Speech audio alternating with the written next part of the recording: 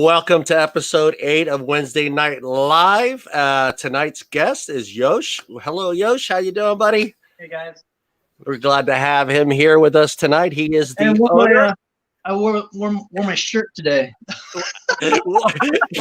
when you did, I wore my shirt today. I did this like I'm gonna look. I'm like, what the fuck am I doing? Yeah, well, like when I play in video games and I'm going around a corner and stuff like that, or turning and looking, I do this, man. Yeah. You know, you're sitting here, you're moving your head like it's gonna help, and what's on the other side of the TV? I catch myself doing it and just feel like an idiot, but I just laugh. Yeah. Yosh is the owner of VaperGate. You got a big list. I could go. It'll take me like 3 days. VaperGate Eliquid, VaperGate hardware, distro and manufacturer, ISO 7 lab. He has all his PMTAs all in. Yeah. It's good to have him. And he even owns a restaurant. We're going to talk about that today a little bit too. Yeah. The Italian has to talk about food. Hey, food. It's food. Food is king. We got Brian Powers over there on the left. Say hello, Brian. How's it going, you guys? And look, Tom's here with us. Tom's over here. No, wait, he's over there. Tommy boy, how you doing, Tom? Yeah, that's beautiful. You sound amazing, Tom. Yeah, the clarity was impeccable. You're still muted. Yeah. This is how many shows? Better. There we are. There he is. He's not a mime, folks. He's not a mime. No, I am a mute though. I'm doing all right. Yeah. And we got Tim down there in the bottom. Tim right here. How you doing, Timmy boy? Fantastico. And that as far as my Spanish goes. So don't ask anymore. No habla español? Poco. Muy poco. You lived in Diego, dude. You got it, man. Well, I could tell you guys a story about that, but my nickname in San Diego, and I don't know, John would remember, Yosh might remember, Brian might. There was a beer out called Tequila. Yeah. You guys remember that? It was like Corona, but it had a bit of like a tequila taste with the lime in it. And I used to go to this little dive bar down on the lake in Escondido, and it was called the Del Dios Country Store. And it was like it used to be like a live bait store and stuff, so you could go fishing out on the lake. Anyway, long story short, I really liked that beer, so the bar would always order that only for me. So all the bar backs, who were all Mexicans, they would all call me Tequila. I would walk in, hey, Tequila. That was my nickname in California, Tequila. So before we start the show, let's all sing happy birthday to the guy up there on top. And here we go. Hey, there's no copyrights on the happy birthday song, right? I think that's copyright free, right? I don't know. I think it is. I think they. I know. We're gonna find out. I guess. I would love to be the person that wrote the happy birthday song and get the royalties off that son of a bitch, because as many times as people sing that. No. How old is that song, man? Like it is old. Yeah, you know? I think it's royalty free. I think that's one of those songs that you can play. So here we go. Now. For Brian, you're 40. You're turning 40, man. You're like right there. You're right there. Yeah, man. Here we go.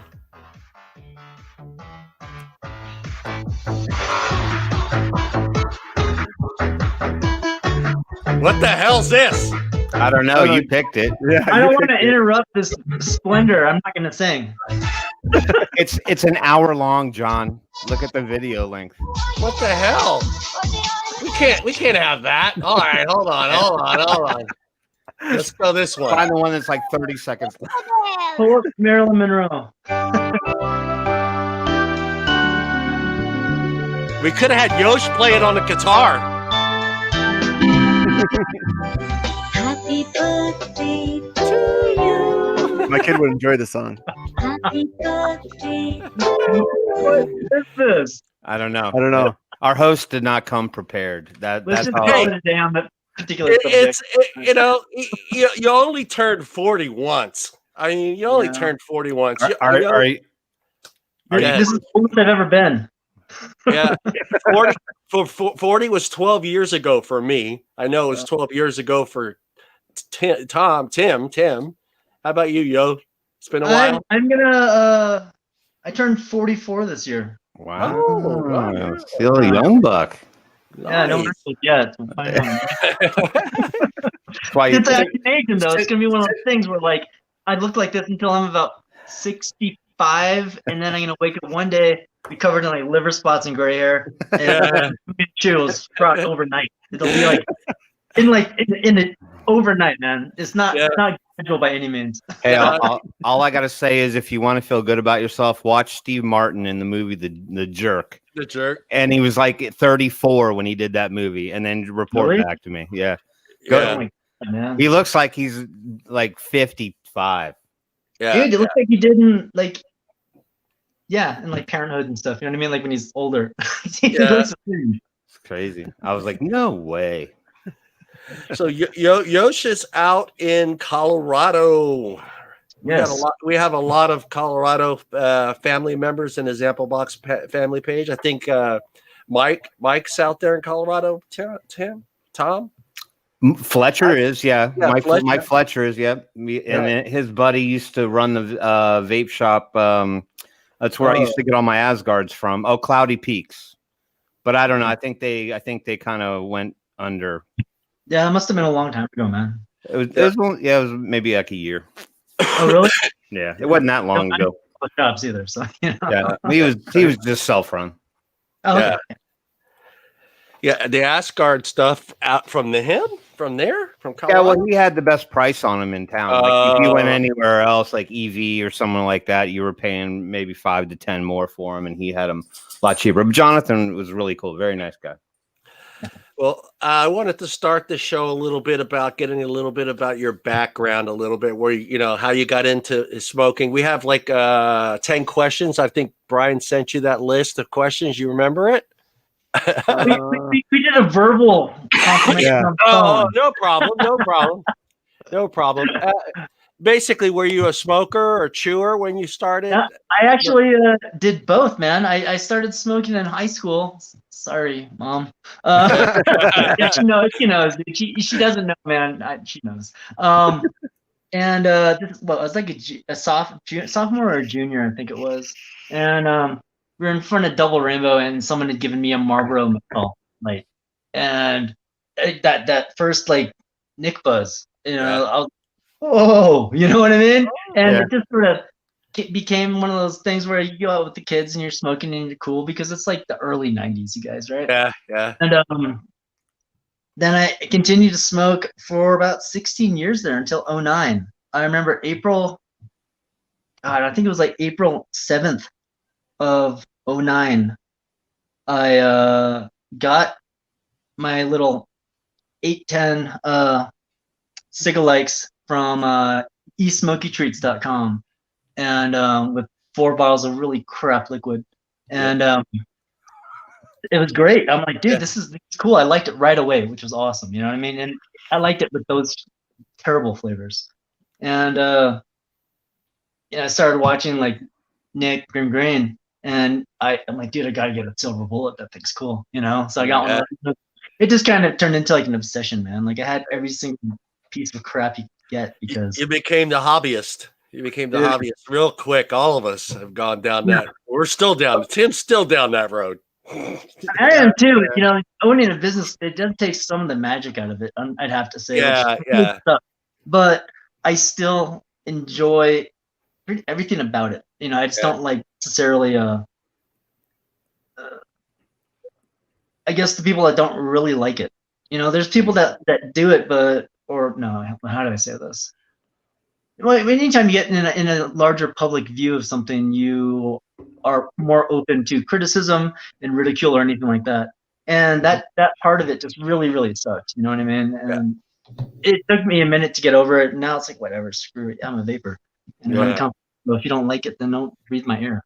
Yeah. But don't smell my flavors. That's what I know. I'm sorry I filled your room full of strawberries. Yeah. I think there was just some stigma that kind of went with it. I remember back when I did the blues back then, it was like, I was like, I'm not walking into the bar with that thing. They're going to laugh me right out of the joint. You know? Or when you're vaping and someone's standing next to you goes, it's like, Oh yeah. are you fucking crazy? What's funny is, like Tim brought up the blues. I remember having blues. I wasn't worried about going into a bar and having my blue or nothing. What I remember was people patting me on the back and telling me, "Good for you, man. Good. Hope that works. Hope that works." Yeah. And now that's a whole like, "Oh, that's gonna kill you. Oh, that's gonna kill you."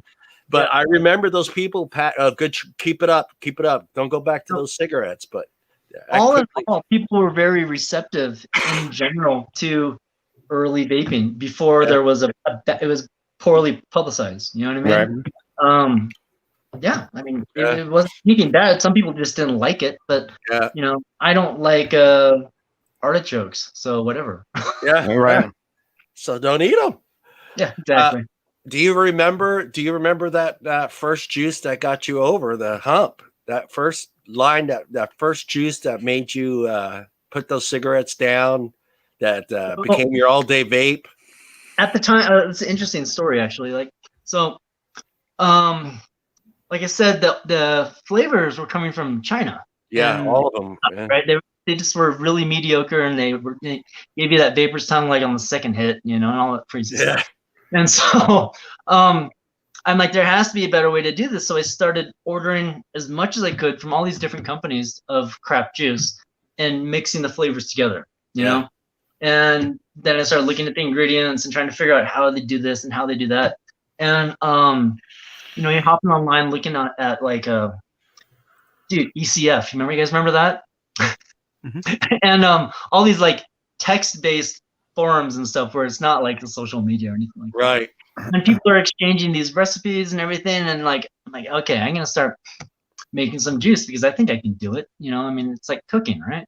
Yeah. And so I love cooking too.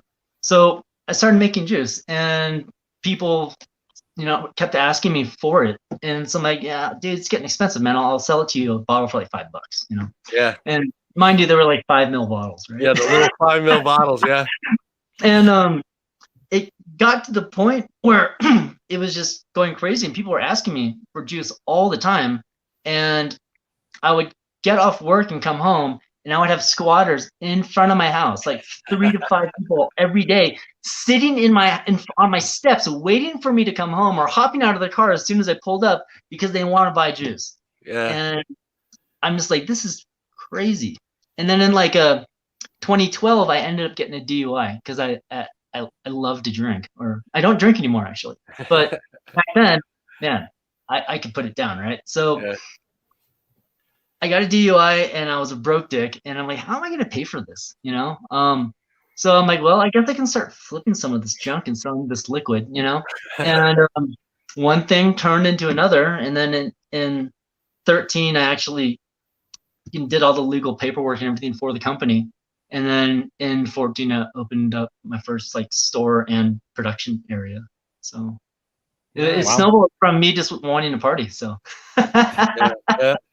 great way to get into something. Yeah. You know, I mean, I always just tell people, like, you know, I feel so fortunate because it could have gone 100 different ways. Yeah. How it did. And the fact that I got in trouble and ended up starting a business out of it is hilarious. You know, I mean, I never thought that I would have done that. And most people, even if they tried to do that, like in succession, it wouldn't have worked out. And it just everything sort of lined up, and I felt super lucky and thankful for that one. And that I'm not dead either. Jesus. Yeah. Me and you kind of went over that just a little bit. I told you a little story about when I was 22. So yeah. I totally understand that. Yeah. To this day, I have no bathtubs in my house. Right. Being that you're doing your e-liquids, you were making those, and now you own a shop. How's your family? Does your family support you vaping? Are they supportive? At first, I thought I was just like picking up on some weird social trend. Yeah. And they they were like, okay, and they were sort of supportive. They were thinking like, I'm not gonna be able to do it. Just like when I told them, I want to be a rock star, and they're like, okay, it's gonna. You probably shouldn't do it. You know what I mean? Yeah. Back then it was tough. Now there's Uber. You should start back to drinking, bro. Can you see the comments? Yeah, okay. Oh man, Kyle, what's going on, buddy? Yeah. I didn't see these things popping up. This is fun. Yeah, I can pop them up there. Yeah, because we always ask people, how their family's supporting them during this, their journey into vaping, and it's good to hear that your family's supporting you there, and you have a viable business, so I'm sure that helps a lot with them seeing, hey, he's made this work. He's saving his life, plus he's helping many, many others. So that's awesome. I was what did I do, man? Because I was working in cell phones, and I worked selling cell phones for about almost 10 years, which is a long time, right? And dude, the job is such the grind. It just sucks. And even back then it was better. Now it's terrible. Oh, but, yeah. it's just a really. It pays decent, but man, it's just such a shitty job. Which some people really love it, but I'm not one of those people. Well, 10 years ago, you just had to show them how to flip it open, and it was just a dial pad. Now, no one understood billing, and no one understood like all these weird little idiosyncrasies. People would come in, and they'd lock their phone or change it to Spanish and all sorts of craziness. Yeah. And I ended up buying some of my company's stock and day trading it while I'm at work. To make an extra $50 here or $100 here, just every day. Yeah. And then I took out a loan against my car, and all the money I'd saved from just like hawking the juice out of my house, and went all in on this shop. Man, I was so nervous. So nervous. Holy shit, man. Yeah, but it turned out. I mean, fuck, I could never have thought it was going to turn into this. When I told someone, who did I tell someone? Hey, stay out of there, bud. My cat's trying to get into this stuff here. I was like, as long as I make enough money to sustain myself, I don't need to be wealthy. I just don't want to be super poor, and I'll work every day, like 9 to 5, or 9 to 9, whatever. But it'll be my business. It'll be super cool, and I won't have anyone micromanaging me and stuff. Right. And that was what I wanted to going into, and I also wanted to share with everyone vaping stuff because I was so amped on it, dude. It was so cool. Nothing like that. It was sweet. Brand new industry, right? We were all in the beginning of it, so wild. Really, really cool. Yeah, back then everything was just so new and fresh, and everybody was positive about what was going on, and I think even back then, really the only thing anybody that was really complaining about was paying, $20 for 15 mils. But that waiting for fucking 2 months for Fast Tech to get your order. Oh, Fast Tech, yeah, Slow Tech. I ordered 6 months ago. Dude, the longest I ever got an order from Fast Tech was 411 days. Good Lord. Yeah. Over a year. Junk. And whatever you were buying, it was already on version 3. Seriously. You know what I mean? Like, and back then, you guys all know this, the industry is folding over like every month almost, sometimes every week. Like there's a new thing, a new tank or whatever that's coming out that blew away the last one. You know what I mean? Yep. Bigger air holes, bigger post holes, better deck mounts, freaking all of a sudden we're using Peak instead of Delrin. Like it just kept on going, top feed, bottom feed. Yeah. And these all of a sudden, all these innovations were coming along because there was nothing before. But now you don't see much innovation. You see very much less innovation. You still see it. Yeah, it's very, very slight. And, a lot of times it's, pretty much everything seems to be going around airflow. Airflow is the innovation of all because the decks are pretty much all done. Airflow. So it's just like, what's left? What can you possibly still do with, a sub tank or even with an RTN? I think, well, I mean, unless it's just something that's, unique, like say, for example, like going from, and I'm not talking about pre-made coils, but I'm saying you're going from something like, standard like Aliens or Claptons, and then like the mesh market kind of took off, and it was like, then everybody built on that. And then what I'm seeing lately more and more of is companies sort of embellishing on that pod mod AIO setup thing where everyone's trying to come out with some little incremental feature enhancement to those same types of systems. Because I mean, take the Oxfa line or something like that. I mean, of course, everybody's doing my coils work in 25 different devices. Okay, great idea. But then now everyone's doing like 510 connectors on their AIO pods and all that. So now you can run whatever tanks you want. And then Oxford steps at one more, and then they got the locking 510 plate that you can lock in. So now it doesn't pull out like, like a magnet. It's magnetized, but it's got clips, So that's what I see more of is people just incrementally changing what the trendy thing is that's got people all in the rage. So yeah, you guys want something neat? What's that? That's pretty cool. What? I've only shown a couple people this. I'll go get it. Be right back. Oh yeah, we're always willing to see something new. I like surprises. Yeah, I just want to know when band practice starts. I see about 20 guitars back there. Are you getting anxious to participate or what? He's got his mic. He's ready to go. Belt out that. Give us a Sebastian Bach. We'll give you what? I already look enough like him. I don't need to give you any more than that. I'm just shorter than him and fatter. Well, no, actually nowadays he's probably fatter than me. He's looking a little like death warmed over these years. He's not the same, thing that he was in Hit Parader magazine back in like 84, 85. It'd be great to have like Yosh playing guitar, you singing, and you guys just do it like a birthday tribute. That'd be hilarious. Hey, there's the cat. There's the cat. Cat, welcome Yosh's cat to the show. So, Cat, how long have you been vaping? Really? Impressive. What's your favorite juice? Got bored of your questions. Really, the cat said, "I'm out of here. I'm out. I don't want to answer his."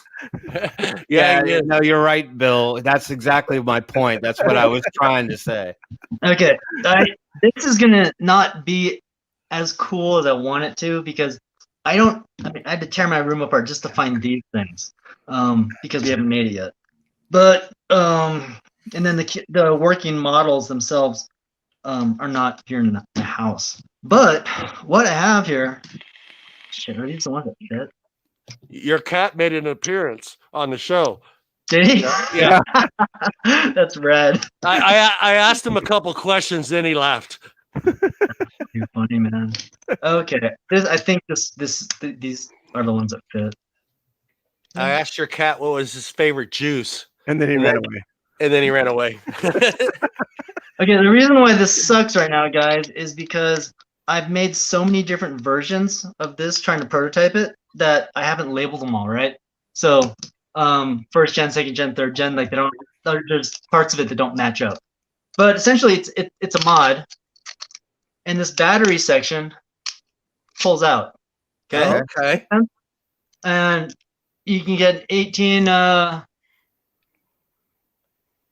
650, 18700, I think, or something in there. And then in here is a squonk bottle. Squonk bottle. All right. Oh, nice. So yeah. It's like a side-by-side squonker. Yeah, but it also does this. This, oh God, it's like backwards on the camera. Yeah. It comes apart. So nice. You have a battery module, and you have the squonk thing. So you can keep your juice in here, and it caps. And then you want more juice, you just slide one of these in. Nice. But I have another portion of this that's a dual 18650. So you can have a single battery with a squonk bottle, or a dual 18. Or a dual 18. Oh, yeah, and this is a 120 watt proprietary chip that we designed, and it's cool. It works. None of these are the generations that fit together. Right.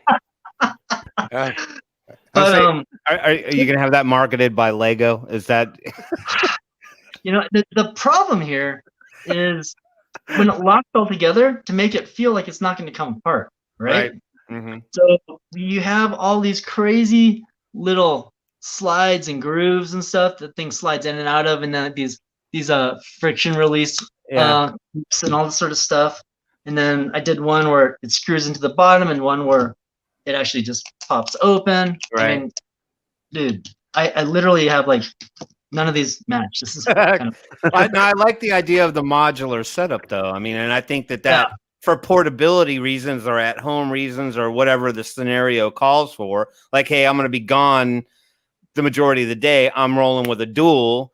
Or if you're like, I just want to go somewhere and be a little bit more discreet, you can break it down and go into a single. Or like you said, you can just dislodge the squonker from it, and then you don't have to have any of that stuff. You just interchange squonks. Yeah. I mean, I don't know about you guys, but I like to squonk at times, and I have dedicated squonk mods, but typically I don't, just because it's still not quite tuned, so there's always some sort of weird leaky issues and stuff like that. So I'm like, screw it, I'm just going back to a regular mod, and it's kind of a pain in the butt. So if you had one of these where you could do all of it, and then I made another section that has a LiPo in here instead. Nice. So, I mean, just a lot of really neat stuff in this thing, but it costs so much money to make because of all the neat parts. And the market, the mod market, as you guys all know, is so damn competitive. Right. That even if it's neat, it still might not sell. And we've never been a super high volume company. I feel like I've just made like really quirky, neat, interesting stuff, And at this point, it's like, fuck, that's a lot of money to put down to make a really little bit of money if they all sell. Right. If it was 2015 and everyone was making good money still, then I'd be like, fuck it, we're doing it. Yeah. But it's not the case, Yeah, but I don't know. I mean, I kind of feel like, you have two target audiences in that regard, right? You've got like the mass marketing contingent, which is like, okay, I want something cheap, I want something convenient, I want something easy. And then you've got that older school, more involved crowd in vaping where they're like more of that niche market where they're like, okay, I want the more interesting, complex device because I'm willing to deal with all that stuff and I like the components and all that. So I don't think you're SOL on it. I mean, all this stuff in general, like moving forward, most we had talked about it at the with all the managers and stuff, and everyone's pretty much come to consensus that any of the new hardware that we release, for the most part, is going to be under 1,000 units unless it takes off. Right. And it's more expensive, obviously, to get a small run like 1,000 made, but it's not. Then your price goes up. Yeah. Yeah, but I mean, your manufacturing price, because I mean, to get something made now, you almost got to be in that 10,000 just to start, right? It kind of depends. I mean, like the Colorado, we made. I mean, okay, that's a bad example because we didn't make any money on that damn thing. Yeah. I mean, it was so expensive to make, you guys. Yeah. I mean, we made money, obviously. I mean, otherwise it wouldn't be in business. But it's not like the Masons or the alliances that actually let the company grow and make enough money to start these new ventures. You know what I mean? It's I think of it as like marketing. As our marketing budget, where putting out neat hardware just keeps people interested and keeps us relevant, but it doesn't necessarily, keep the lights on. The juice does that. So right, yeah, no, yeah. Well, I had a poll, but for some reason, Facebook has messed up my poll completely and took all the options out. I don't know can you guys pull up the poll and see if it's just my browser, but like on the ZampleBox page. The poll's only showing one option. Hold on, let me look. Facebook is hearing the results, aren't you, there, buddy? Yeah, but don't you post it on like 20 different groups?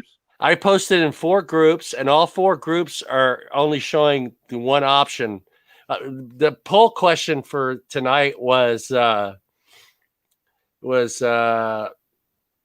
how many flavors do you switch during the day? Oh yeah. Is it doing it for you guys too? It's only showing one option. Yeah. That's weird. Yeah, that's weird. So I can't do the poll tonight. So Well, Well- you guys answered. I want to know. I go through two to three flavors every day. Yeah. So I'll switch over from 2 to 3 flavors. I'm about two. You're about 2 as well. Yeah, Tim's got a handful there. 4. Yep. I 3 usually or do 4. one dessert and one fruit.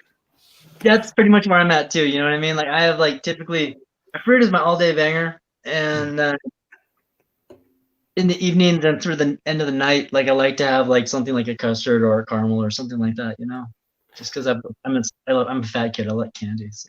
Oh, that's so Right? weird. It did it on all the pages. Vaping Fagan's page doesn't show it. I've Ohms seen, Anonymous, I've seen it on Ohms Anonymous with all the results. all the I- results on there. Yep. Why? Yep. Oh, Ohms Anonymous does show them all. So that's weird. That's why does the other ones not do it? That's kind of weird. Well, let's just John? use Ohms Anonymous as the baseline. Yeah. Well, John, oh- before you continue, we should address Bill when he said that Yosh's cat ordered 30 crates of tuna while he was gone on Amazon. on Amazon. Told that fucker to stay off my Amazon Prime account. Well, on Ohms Anonymous, 2-1 there. 7 people said that they go through about 2 different flavors a day. 4 voted for 1 and done. 3 people voted on 5. God, it seems like a lot. 5 flavors in one day seems like a lot. I wasn't that far off. I had 4, 5. No, No. I take that back. I was 5. I forgot to show that bottle. 5 No, flavors. honestly, oh, sorry, go for it. Go ahead, Sorry. go ahead, Yosh. I was gonna say, like, I typically have my main flavor that I spend the majority, if not all of my time on the day on. And if I do, I only go into one other. But typically it's just 8 to 12. Bill, you're a beast. Ma, you're a monster. Right? I mean, I have like 10 mods on my bed, my nightstand. So I have access to all these flavors. But you know, as you guys all know, if you have that much stuff loaded up, Yeah. and you hit it and it's maybe not quite as fresh, it tastes like butt. Yeah. Yeah. It does. It tastes terrible, man. Yeah. I have a tendency to fill tanks or RDAs and I have them sitting at my desk. And Tom knows I got a messy desk. Anyways, so Clean your like, desk. I kind of look at them like, okay, that's been sitting there for a few days. Yeah. Okay, I'm just gonna build a new one, and then I set that one aside, and then I forget that one's there, and I'm like, oh crap. Okay, now I'm just gonna skip on that one. Then I come back and I'm like, I have like 8 RDAs with different juices on them, and then I just got to clean the whole thing. And I was like, you remember the time when like you only had one mod, Right? You know what I mean? And like if that ever went down and it broke or you lost it at a bar or something, you're freaking out. You're losing your mind. Yeah. You're ripping out your center console in your car to see if one fell down in the middle. And something amazing. Now you is- got one on your nightstand. You got one in the living room. You got one in the kitchen. You got 2 in the car. You got 3 at work. Something amazing is that my very first Smock Alien that has no scratches, has no nothing else like that, and I've used this all Shelf the time. queen. Shelf Even, queen. even the bottom has Yeah. got a little bit of scratches. Everyone else's is beat up, tore down, everything else. You should see my Wismex. They look like they got look like I played skee ball with them or something. you have that mod, right? That where you ended up sanding it down just because like it looked so bad. I'm about that close on my Wismex. I'm like, I'm just gonna go for straight base metal. Whatever's behind the red, that's what I'm going for. That's Hey, awesome. Brian, acknowledge your wife's comment, sir. There you go. Yeah, it's a messy desk. How about that classic? We sat here and went through old mods before, and what we the had. the IPv4. Oh There you yeah, go. he's got the 3. That's the 3, dude. Yeah, that's the 3 and there. It's actually got the push button on it. Man, I wish I had all my old stuff here. It's all like in the garage, in these boxes put away, and it's like the old Skelly 80 waters and like the freaking dude. You remember that like all the flashlight looking type mods, right? You know, like Yeah. the what stupid one where you shook it and it changed wattage. Yeah. It's what is freaking that one? Legacy or Legend or something like that, dude. I And, can't remember. Like what the Nemesis, you know, Nemesis mods and M80 and old, you know.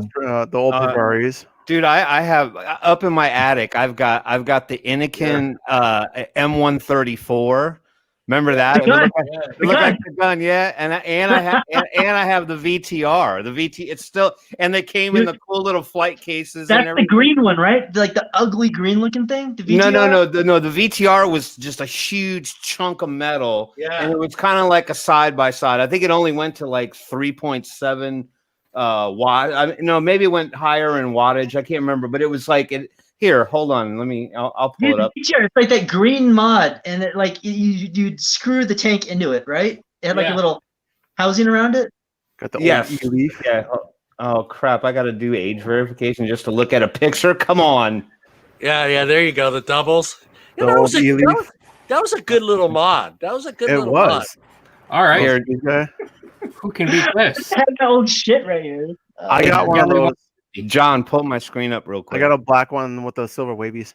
There it is. Oh, See, God. good. Yeah. That's the VTR. Yeah. I have that still upstairs in a box. I had that coil on. I built a coil on there, and I had it fired down to a 0.8. That was it was weak, man. It looked like it wasn't even going right. Bill's got 4 134s. Those things are cool looking though, man. Yeah. I'm not giving that thing up. I may never use it again, but I'm not giving it away. Yeah, There's a lot of old stuff I'd wish I'd bought a couple of that I haven't. You know what I mean? You guys know what I'm talking about. Found something like, dude, this is so cool. And even now, by like today's standards of how you like to vape, it's still so cool. Is that a clip?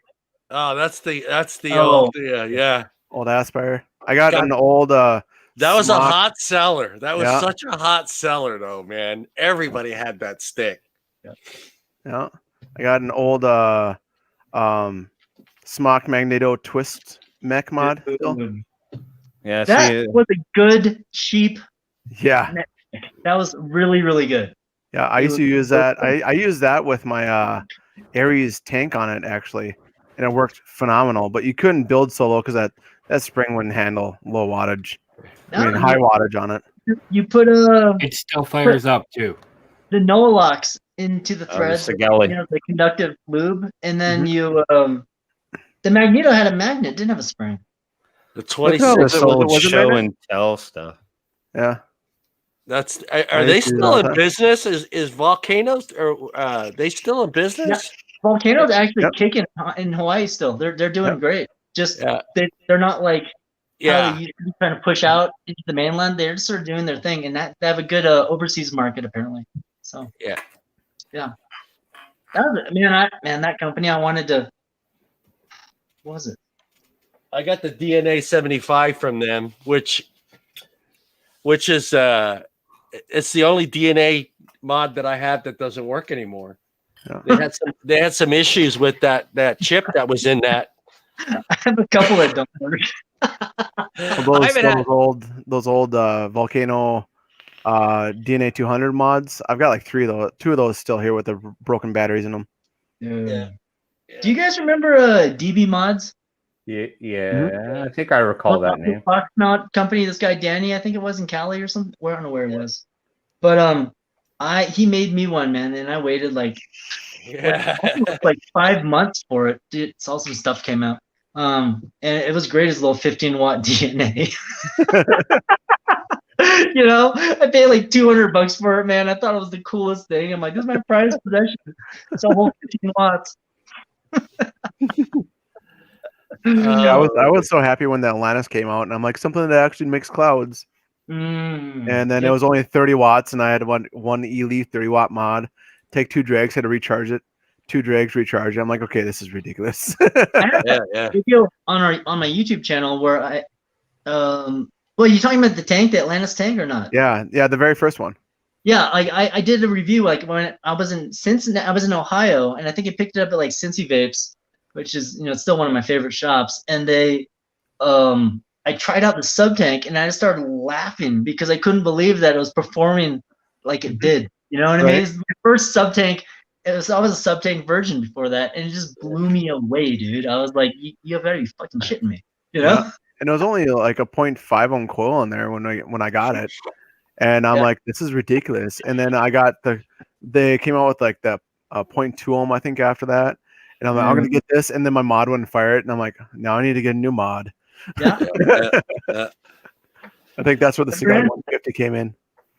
Well, that was, with most of us, probably Tim. I don't know if Tim got. I mean, I got Kanger when Kanger started coming out with their stuff. I was buying Kanger stuff like crazy. Well, yeah, Whenever I mean that was like the beginning stages. I mean, I think I had like 10 Kanger Pro 2 mini tanks. I got all that stuff. Remember the old Pro tank that looked like the South Park dildo heads? Yeah. Yep. Yep. I mean, you guys are dredging up old memories. I even have like the old Joytech Evic mod. Remember that? The regulated tube mod. I had that. Yeah. I had all that. I still have one of those Evics with a magnetic battery door, the single 18650. I still have one of those. Yeah. And there were some, even back then, there were some pretty, now everything's gotten very corporate, but I remember how a lot of the old websites that were selling vape gear, like 8 years ago, they were just so, you could just tell they were just kind of pieced together, and it was, they were just like, you'd go on there one day and then the next day it was gone, like, are you talking about our website? No. I was trying to remember some of the names. I think one of them was Kelly something. I remember I used to I ordered from this company called Vape Royalty. You guys remember that? They're still around. They're still around. Yeah. Dude, Vape Royalty took forever. I ordered from them once and once only because it took so absurdly long. Even back by those standards back in like 13, it was like unreasonably long. Like there were so many vape websites back there then. There were so many. You should see my bookmarks. I don't even know if half the links still work anymore. But I never used Vape Royalty from back then. I did use them. You know what, Jose? I don't even use one. I have old clones from like 5 years. I've got old Stingrays and stuff up in a box. I haven't used a mech. The closest thing I have to a mech right now is the Steam Crave PWM Titan, and it's regulated still, but it's just not regulated the same way. Like I say, I don't use mechs. It's not because I'm afraid of them. I just don't use them. My favorite mech still to this day, if I had to like actually choose one mech to use for the rest of my life, it'd probably be a Skatu Stacked. I got like 4 or 5 of them, and I'm big. I love 18650. I mean, or 26650 stacked tube. They're just like magnets. You know what I mean? You're like, I'm vaping. I can't do the stacks. I got a stack TVL, and I can't do it. I can't do it because it's too tall. See, I've migrated towards the single 21700 mix right now. Yeah, the 21700s. I used to like, I have a bunch of mechs actually, and there's actually one mech I don't have that a shop has in town that I need to get, which is the 99. 99. The 99. What is the 9? Oh, by the way, Yosh. Samuel, I have one of those. Yosh. I have the RX-23. Which is VaperGate's mech that I don't have yet. Yeah, it's a Brandon from Broadside. The 2-3. The 2-3, yeah. We made a stacked copper tube. It was awesome. It's really fun. Was the 2-3? That was the first one that they started having the 510 issue, wasn't it? And then well, yeah, but yeah. I mean, well, hold on though, because I had the Jabo, I had the one prior to that. And I'm gonna go get something. Yeah, okay. I had the one prior to that too, before the 2-3, and on certain Addies, the older one was it the 200S? That's what it was. It had some 510 issues in reading the ohms on it. It would kind of flake out. So here's the story with that. If this can help you. Yeah. So you see the little 510 on the very, very bottom here. Okay? Yeah, they protruded 510. Protruded too much, and what that little extension on that protruding on that 510 there would actually ruin the 510 connection on the mod there. Yeah. And so if you put certain ones on there, which you couldn't really tell, you could kind of tell in judgment, but it would ruin the 510 on those mods there. So that's why all those were going to crap. I didn't have one crap out of me because I really watched those things, but I do have like 3 of those things, I think, and I use them all for spares right now.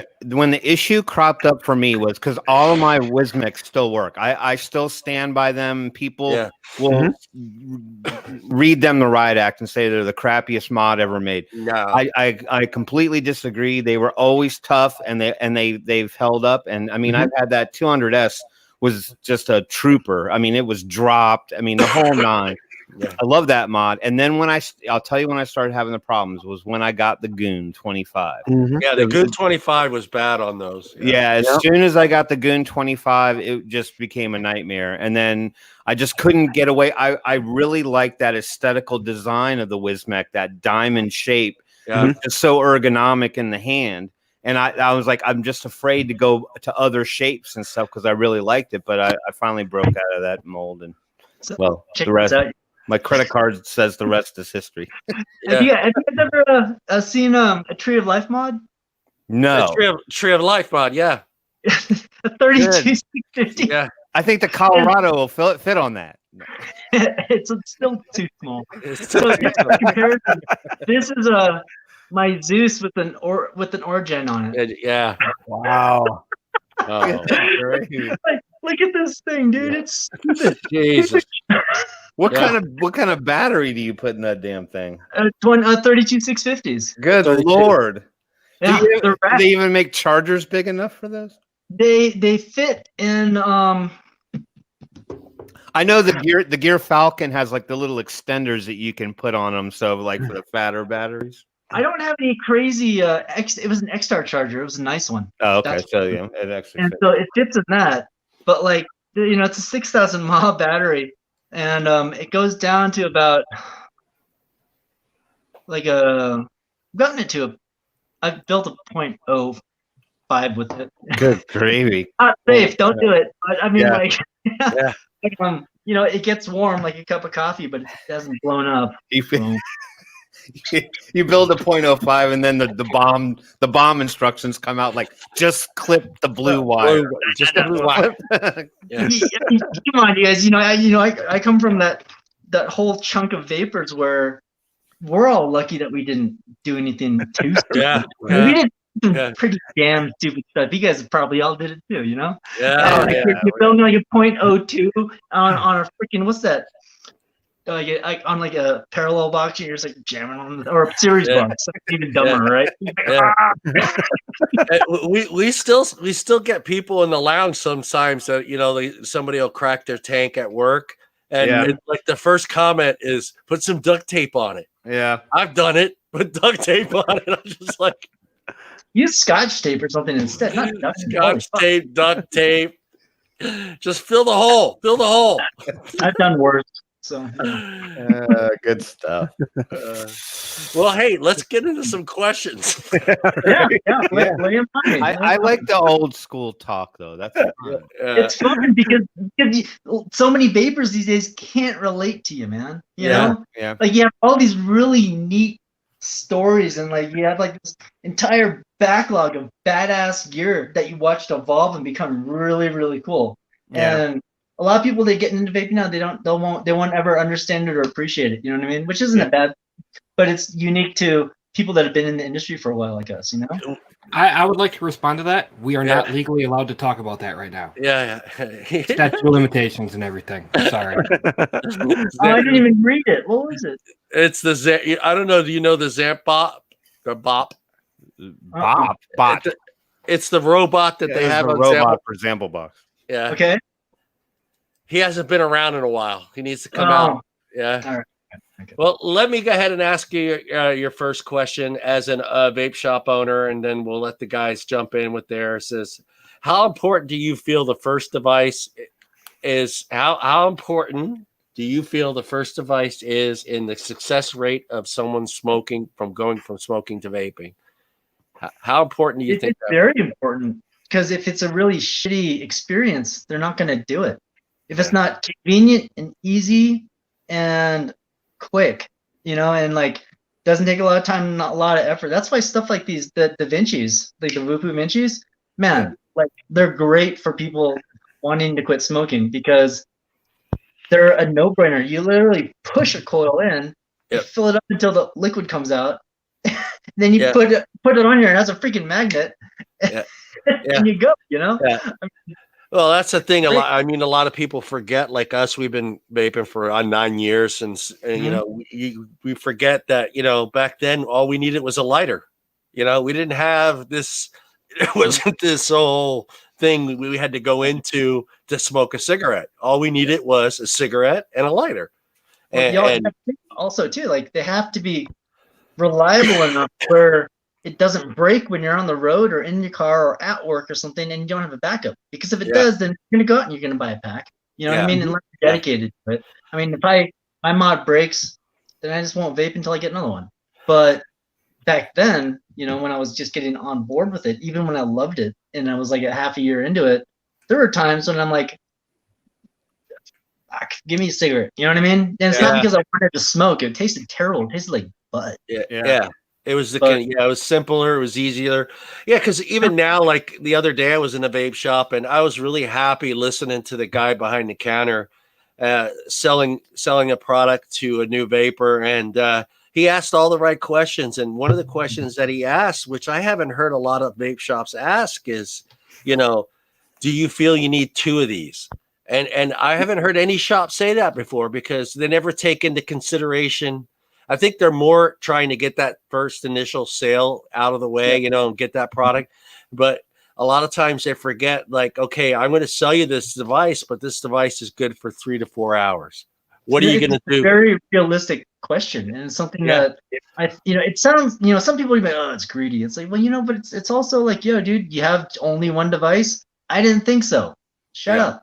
No, I was really happy because I go into a lot of vape shops, and that was the first time that the guy actually asked the guy, do you feel that you need 2 of these? You know, or a backup, you know, get it cheap. Leave with something cheap, but as a backup, anything where if it goes down, you'll be okay. Versus, you know, because that's the, you know, especially with a new vapor. I mean, we're on edge. We're, you know, even though we're still getting our nicotine, we still feel like we're not keeping that ritual, you know, of that the smoking and doing that. And then sometimes that's all it takes is, okay, my battery ran out. Let me just go grab a cigarette, you know, while this is charging. And it's just really good to hear the shop, the kid behind, I shouldn't call him a kid because he wasn't a kid, but, you know, ask him, does he feel that he could use a second device? And it was good hearing that. You know, I'm actually going to probably tell my retail guys to include that, because it's an important qualifying question. It's not necessarily that we need to sell them twice as much stuff, but at least in that consumer's head, they understand that they're going to run out of batteries, or this may at one point break, and then you need to prepare for it. Just like, you know, as a smoker, you're like, well, I got to pack in my glove box, I got to pack in my pocket, I got to pack in my coat, got another pack under my bed, I got a pack in the bathroom. You know what I mean, right? Yeah. Well, it was the same good. thing. He sold that guy an AIO device, which was good. I thought it was a good setup, but it was an internal battery, so he's going to have to be relying on, you know, having somewhere to charge that at all times. I was really happy that he asked him if he had a computer by him enough to plug this device in while he wasn't vaping, so it could keep charging, so it could get him through the day. And the customer ended up buying 2 of those devices. And one as a backup. And I thought that was, you know, I've never heard any shop ever ask that question. It's just like, let's get this sale. Let's get it over with. We'll see what happens down the road. Excuse me. Let me ask you my second question here. With the current vape shop regulations being as they are, how much time do you spend educating your staff on what they can and can't do with a customer? Personally, I don't have to, because my manager, that's awesome. My lead manager, Mike, who sort of manages the rest of the shops, he's awesome. And so he does a really good job, and he stays on top of everything. You know what I mean? And there's been times when I rolled in there and said something, and he's been like, Yosh, you can't. I'm like, oh, my bad. Let me screw it up, you know what I mean? Right? Let me change that coil for you. But we stay on top of it, though, you know, because it's really important. Because if you say some dumb stuff to a customer and that gets out in the wrong capacity, then not only have you hurt yourself and your local market, but nationally it can spread into some stupid Facebook snowball, you know? So everyone has to be really mindful of that. And we definitely pay attention to that stuff. So that's awesome. Well, I am going to hand you off to Mr. Tom right there to my, that way. He's over there. You're right there. There we go. He's over there. Are we in the same position? Because I'm in the lower left. So yeah. Okay. Anyway. Right. You said you like to cook earlier. What's some of the things you like to cook? God, you know, I like to cook good food, but I don't do it a lot just because cooking in general, and this is just a generalization, you cook a good meal that's a little more intricate and it does take a while and you got to have a lot more ingredients. And so just from like not having a lot of cash like my whole life, a lot of my meals have started with only like 1 or 2 ingredients. You know what I mean? You got your meat and the pasta, whatever, you got sauce and the pasta, but like the other night I cooked a cream spinach Alfredo with bacon, and like, dude, I was pumped. It just came out really, really good. And it's so damn easy to make, but people don't do it. You know what I mean? But it also took me like 45 minutes to get from start to putting it in my mouth. You know what I mean? Right. But as a whole, like, yeah, I like to eat pizza. I love pizza. I like a lot of really shitty food, dude. I'm addicted to frozen burritos. You know what I mean? Nothing like a good frozen burrito that when it's deep fried. I like deep fried. I'm telling you. And I got one of those infrared grills, the smokeless grills. Have you guys seen those? Yeah. Dude, it is. I haven't used my microwave in like 3 years, and it's great because pineapple. No pineapple on pizza, god damn it. You took all the so I just got like stalled out, but it's all pineapple. I'm like, no. It's not terrible, but I like making fun of it more than anything. It's funny, right? But like, dude, this grill thing, it's just like, it's putting essentially the equivalent of like natural energy into your food, where doesn't taste like fuel. It's not bombarding it with like crazy like microwaves. Like it's like giving your food a massive sunburn, and it's rad. And it's in general. I mean, besides cooking it over a fire without burning it, it's probably some of the best ways to heat food cleanly. You know what I mean? I do like cooking food on fire. It's delicious, isn't it, dude? Yes. Barbecue, one of my vices, man. I love barbecue. Same. all summer, it's like every couple days I'm out doing something on the grill.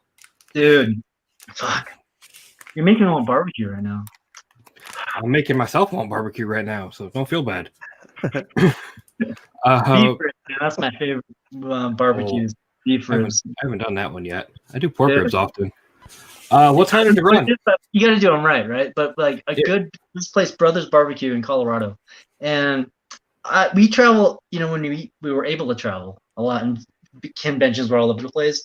We would always make it a point to go to the barbecue place in each city that we went, just to sort of like ABM, because it was turned into like a thing.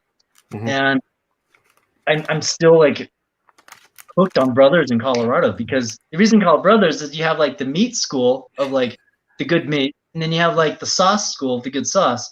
And the brothers who learned barbecue in different states came together and they started this. So you got like both of them are important, versus you go to one place and it's like, well, they got massive, dude, their sauce is so good, but like the meat's okay. You know what I mean? Or vice versa, you get that. And these guys are real, they put a lot of emphasis on both. And that's why it's delicious. And it's I'm gonna have to go to Colorado. Yeah, you come here, I'll feed you, man. Feed the fuck out of you. Sounds good. I'm a fat dude, I like food. Dude, I eat every day. How's that? That's crazy. I eat a couple times a day. Sometimes 3 times a day. Yeah.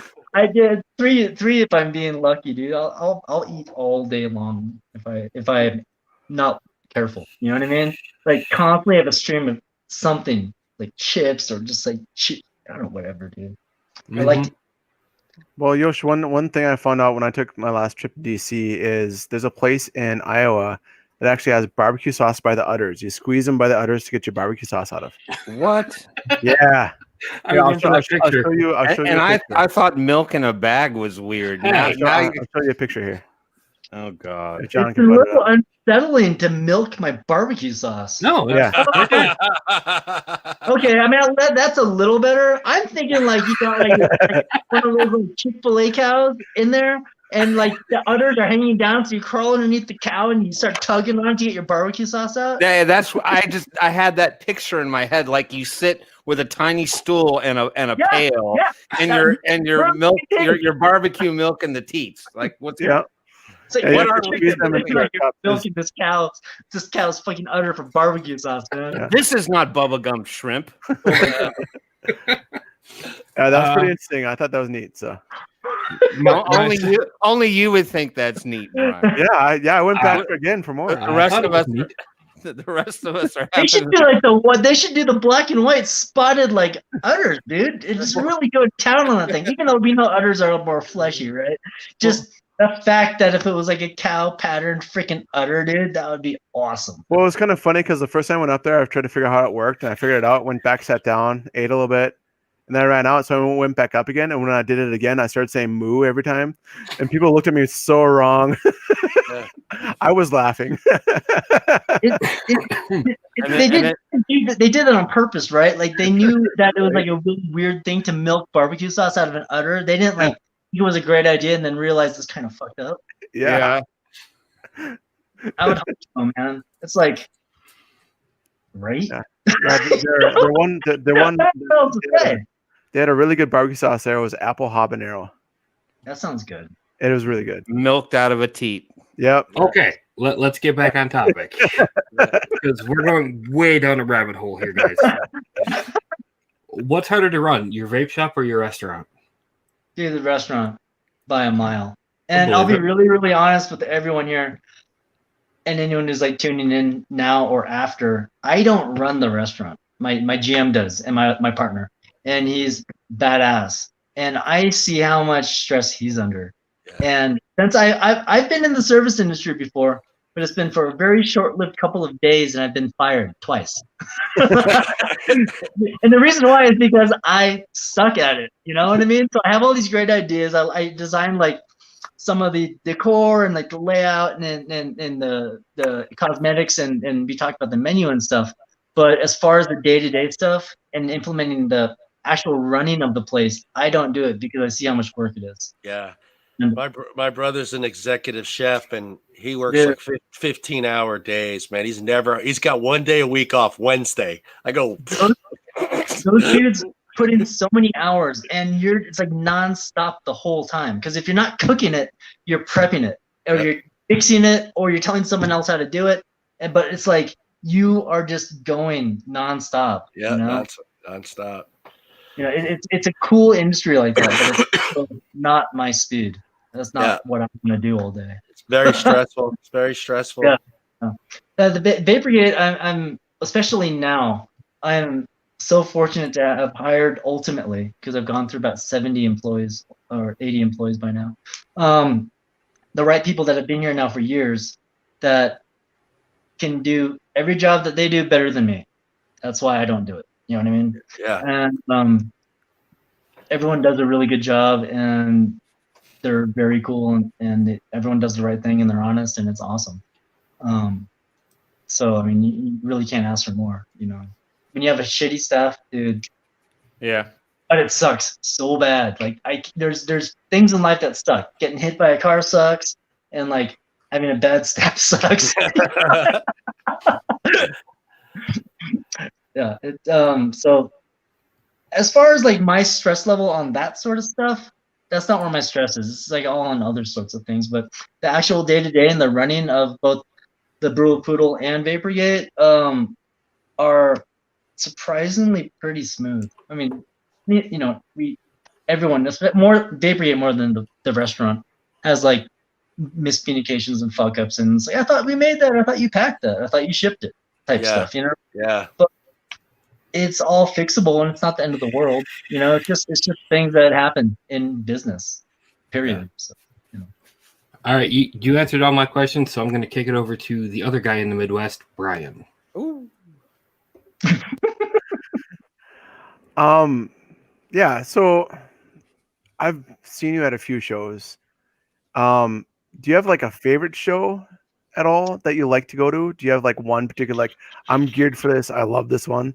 Well, when we had there's shows? a couple different reasons why I like shows. Okay, so Yeah. like, the ECC Las Vegas was one of my favorites for obvious reasons, guys. You know what I mean, right? Yeah. I mean, it's not a boring city to go to, and typically you have a lot of fun, especially when you're not, like, broke. You know, been there in the past and not had a lot of fun because I was broke, and like it's like, okay, well, I guess I'll eat the free buffet again. That's cool. Yeah. How much is that breakfast buffet again? I know, man. It's like you don't leave because you can't afford to pay for it more than once a day, so you just stay all day in the buffet. Yeah. But as far as like actual places that I like to go where I really enjoy myself, man, I think the 3 states that I really love going to have always been North Carolina, Michigan, and Ohio. Those 3 for me. Not only do I have some of my favorite people there, in and out of the industry, but some of the best shops that I know of, and really good people all around. And so, dude, like, I can't really say enough about those 3 states. Actually, as far as the warm welcome, it's probably warmer than Colorado for me. Like you go to those states and everyone's like, at least pleased or excited to see you. Where in Colorado, it's like, you're just like yeah, hey, what's up? You know what I mean? Yeah. Which is fine. I don't need to be like a vape personality anymore. I liked it 5 years ago, but like, yeah, I don't need that in my life anymore. It's still fun, but it's like, dude, man, 5 years ago it was a blast. It's like, you did that, didn't you? But do you have any favorite stories that you had from those? Like any like great memories from some of those? Well, he's trying to get you to say that your favorite moment was meeting him. That's where he's trying to get to. That's what he's trying to get to. I know, well, obviously, present company excluded. Right? Exactly. I'll be really super honest, man. Like, my memory is a little patchy because I used to party so hard. I used to drink a lot. Mm-hmm. And I stopped drinking back in 2018 because we had a massive blowout at the MGM in Michigan. No, we were in Michigan at ECC. And I didn't make the right decisions, and I kind of acted like a fool and an asshole. And we got in a fight and with a bunch of other people, and big brawl down in the casino. People were hitting each other on the, knocking each other out with fucking stacked mods. Like, it was literally insane. I mean, not even joking. The cops came and we were just like, I'm mouthing off to them like, you have no idea what you're talking about. It's like, who's this beat red Asian guy sweating profusely? You can't even talk to me, right? And I had a special guest, and that didn't go down too well, and she left, and a few other things. And so when I came back to Colorado, I was like, well, I'm done. Like that was stupid. That not only put me at risk and my employees, but other random people and friends that I care about. And just like, we could have gotten in trouble. We could have gotten our ass beat more than. Well, actually, we didn't get our ass beat. So what? But it could have been really bad. You know what I mean? So I sort of stopped, and it's been pretty easy, which is nice. And obviously, everyone's always super supportive because they're like, I kind of miss old Yosh, but I like new Yosh too. I'm like, yeah, old Yosh might come back, just maybe not to that capacity anymore, because that old Yosh drank like a fifth and was having a blast all night long. And that was rough, you know what I mean? I mean, I'm not spring chicken anymore. I can't do that all the time. So. Well, the reason why I asked that is because do you have any shows upcoming that you're going to be at? Oh, well, this is kind of an interesting one.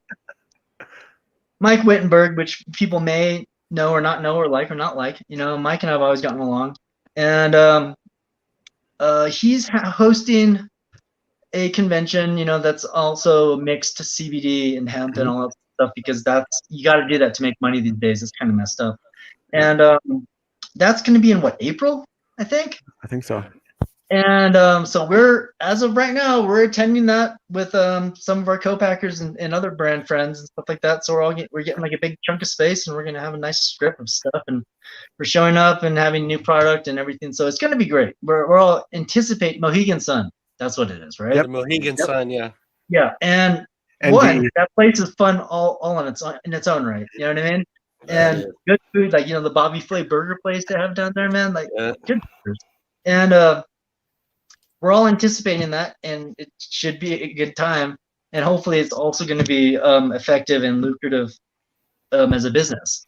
But regardless, I'm really excited to go see a lot of friends that I haven't been able to actually see in person for about a year and a half. You know what I mean? Because I'm used to seeing like so many of these people 3, 4, 5, 8 times a year. You know, it's like, I'll see you in a month and a half. You're like, yeah, you will. You know what I mean? Yeah. And now you don't. You know, and it sucks. You know, because you know I get calls from friends, and they're like, dude, I miss you. I've seen you for 6 months. It's fucked up. Yeah. Yeah, dude. You know. COVID. Right? Well, it's changed a lot for everyone. Yeah. Our kitchen manager at the restaurant got COVID. The general manager got COVID. A couple friends of mine got COVID. My buddy's grandfather has COVID. I mean, it's not a joke. And a lot of people are saying like, you know, this and that. And it's like, well, yeah, wait until you know someone firsthand that gets sick, and you start freaking out. And it's bad. I only know one person, and it's my sister-in-law, but she works at the school. She worked with kids at the beginning. She got it right at the beginning, and she just stayed home for 2 weeks and took the test again. It was gone. But yeah, thankfully no one has had a negative outcome from it, you know. I don't know anyone with a negative outcome yet from it. So I know someone that is going to pass because of it. And it's not going that great.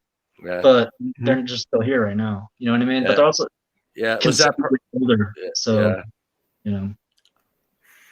Well, Tim has questions too. I have 2 questions. Yeah, I got answers, bro. I got answers coming out by me. All right, good. All right, because I asked the more burning questions rather than what flavor ice cream do you like? So so one thing we talk about frequently is sort of like the shift and the change in the industry. And I think, you know, we even kind of talked a little bit about it ourselves. But have you seen any particular shifts in consumers and their vaping preferences? And what trends have you noticed this year that may have changed from last year? I mean, the rebuildable market, much to my displeasure, is shrinking by the day.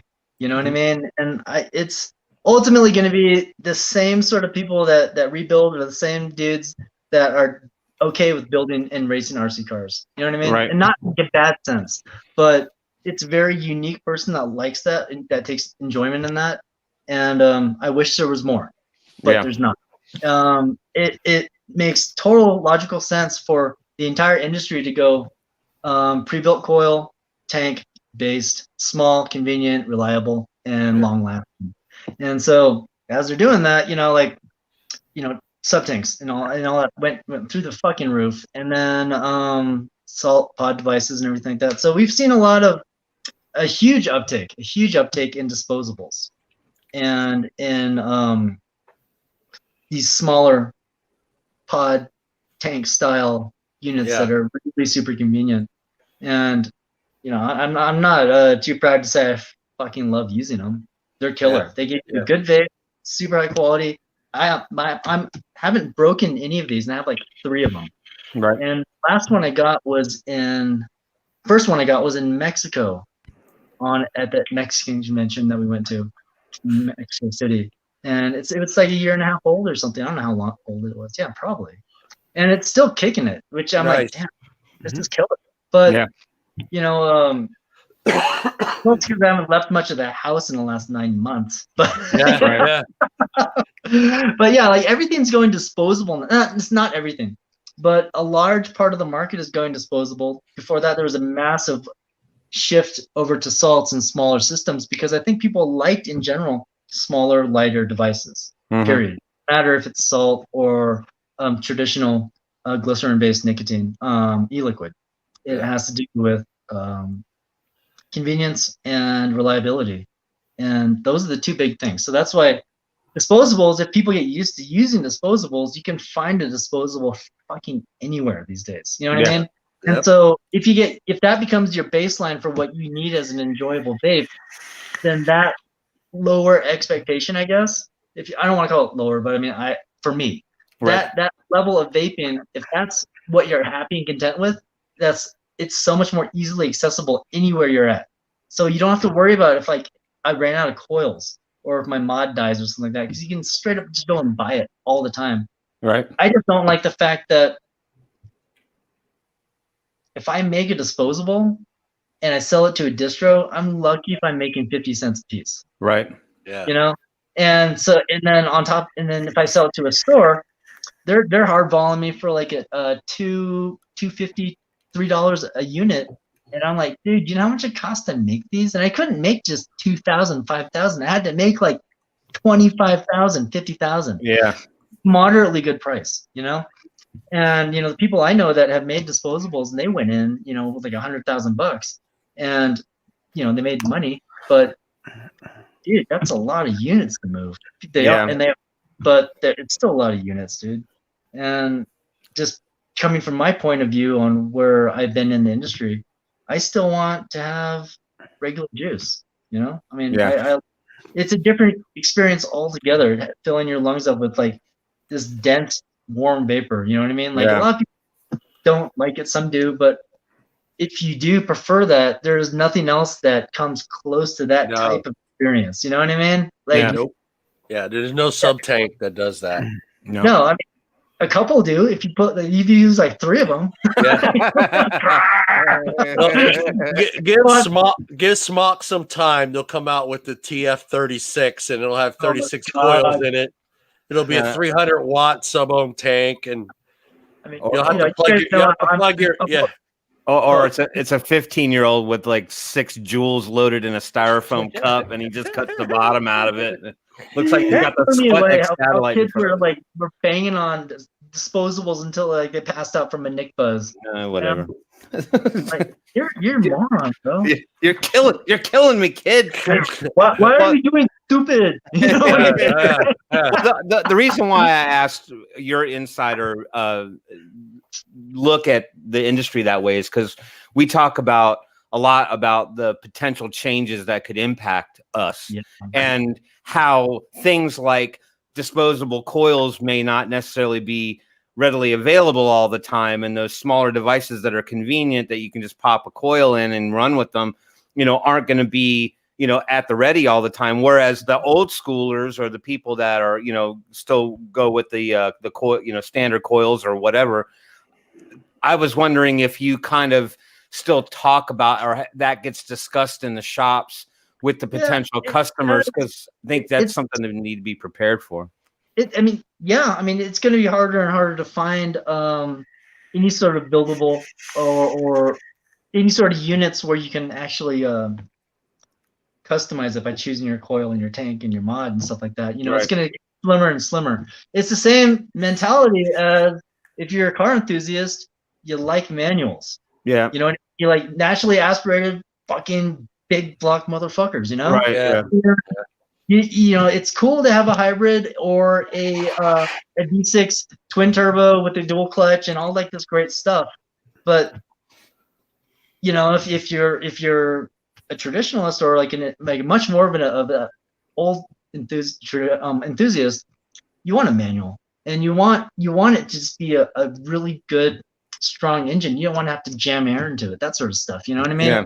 But I think that's where we're at, opposed to a lot of these new guys that come in that don't even know how to drive stick, right? Right. Just to put this out there, I fucking suck at driving stick. And I don't have a manual. I'm a car enthusiast. I just can't drive a manual because I'm a clumsy motherfucker.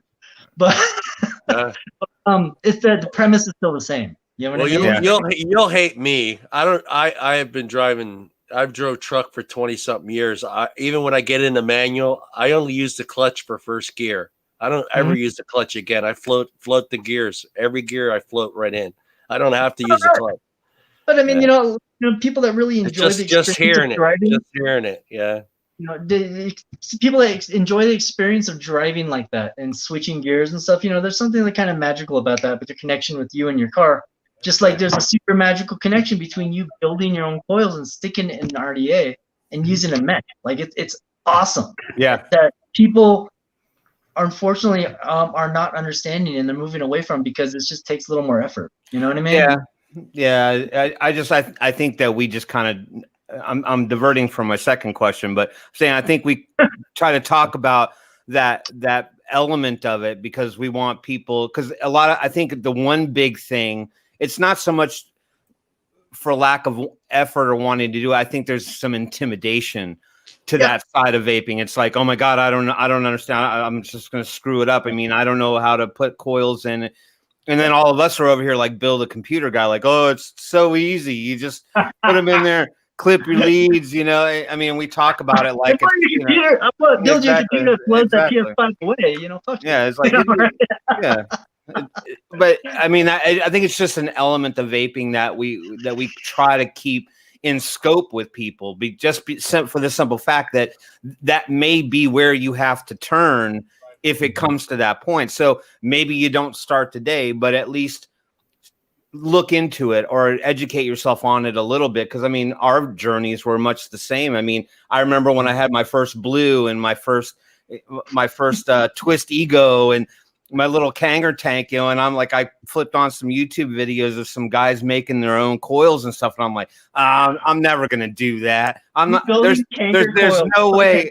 And then like in a week, I had bought a K-Fun and a roll and some nichrome wire, and I've got an ohm tester and all that stuff, And so, I mean, if you have a curiosity for it, you kind of you move that direction. But I think we're more just preparing the community for, hey, look. You may not be able to get coils for that cocoa anymore. So you might have to start thinking about going that angle. So this brings me to question number 2, and I'm certainly not trying to dig into your business model. This is just bring it on. Just a thought, that I'm sure has been resting somewhere in the back of your mind.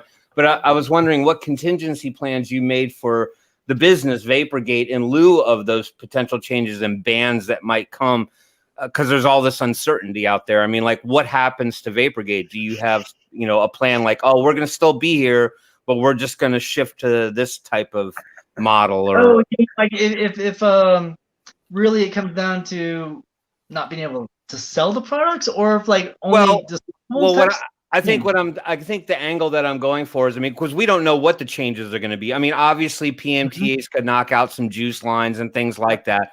So, I mean, you have that element of it, and it could potentially knock out some products as well. I think what I'm talking a lot.